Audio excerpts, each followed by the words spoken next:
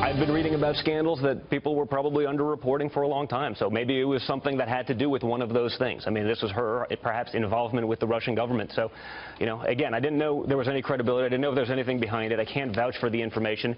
You know, someone sent me an email. I can't help what someone sends me. You know, I read it. I responded accordingly. And if there was something interesting there, I think it's pretty common. And welcome back to Hannity. That was Donald Trump Jr. from our exclusive interview just moments ago. Here with reaction is one of President Trump's attorneys. He's also the chief counsel for the American Center for Law and Justice, Jay Sekulow. General reaction at first. Well, here's the first thing I'll say, and my friend Governor Mike Huckabee said out something very similar. So the media is going after Donald Trump Jr. for doing what? Releasing the full email chain, unlike Secretary Clinton, who deleted her emails. So, I mean, let's put that in perspective, number one. Number two, you look at it from a legal perspective here. There's no illegality in the meeting. Now, the fact is, nothing transpired. So what do we have here? And I think Donald Trump Jr. said it correctly. There's a media frenzy on Russia right now. This has been going on for several months. But when you look to see what actually took place, a meeting takes place. Nothing happens as a result of this 15 or 20-minute meeting. And at the end of the day, there's no illegality.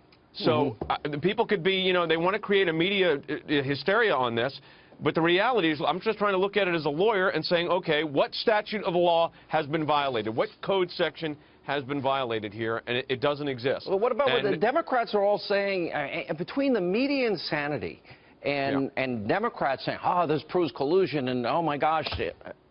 Again, I'll ask you as an attorney, tell me what laws. And the second thing is, how is it, what I said in my opening monologue tonight about Ukraine, about the Russian dossier, about Fusion GPS, about influencing the Israeli elections, didn't those things all happen, Jay Sekulow, and nobody talks about any of them? Isn't the Ukraine issue a real meeting, real information, real impact on the campaign? So what does the Ukraine issue show you? It shows you that in the heat of a political campaign, groups come forward with opposition research and meetings take place.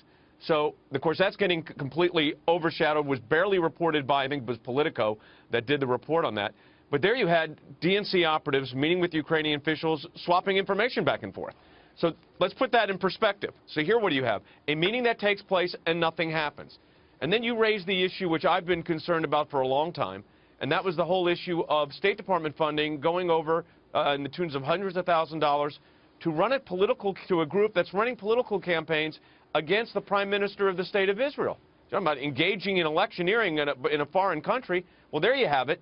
But again, it's not even fair to say double standard. But I want everybody to remember, Donald Trump Jr., what did he do today?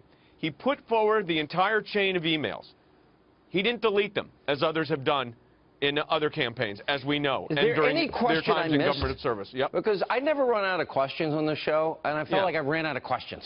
I mean, I just don't know at that point what else he could do. Released every email, answered every question, explained what happened, didn't happen. It seems consistent with what the woman says, the lawyer from Russia. Jared says, I don't know what Manafort's saying. I don't know what there is, and wouldn't every campaign, if they were told there's information, op research, isn't that what Hillary's campaign, the DNC, did with Ukraine? What happened? I mean, remember, let's put this into the perspective of what was going on. They were in the middle of a campaign that was in the heat of the campaign here. And what happens? Somebody comes forward with opposition research. Is anybody saying, by the way, why did the DNC have their operatives meeting with the Ukrainians and actually getting information? Why is that not one standard and this is another? But let's look at, again, what law was violated here. I mean, some of the theories that some of the commentators have put forward are ridiculous.